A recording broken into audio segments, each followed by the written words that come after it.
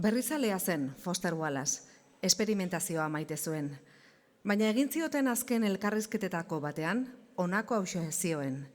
Emozioa da, funtsezkoena. Idatzitakoak bizirik egon behar du, eta ondo azaltzen ez dakidan arren, oso gauza xamurra da. Greziar zaharretatik hasita, literatura honak korapilo bat sortzen dizu urdailean. Gainontzeko guztiak ez du ezertarako balio. Kevin McNeil idazlearen mezua nuen Facebooken. Tamalez egun horietan ni herritik landa egongo naiz, Shetland, Irletan. McNeil Stornoweko idazlea zen.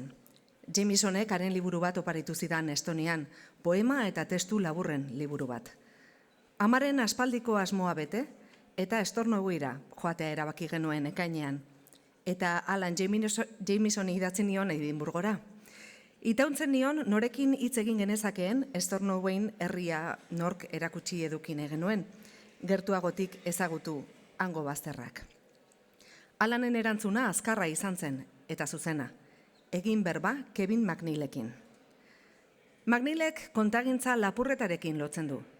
Idaztea lapurtzea bezain kitzikagarria eta arriskutsua da. Alanek oparitu zidan liburuan Kevinek dio aita lapurra zuela. Atzamar bizkorra komentzituen. Horren azkarrak ezen zopa ere atzamarrekin jaten zuen.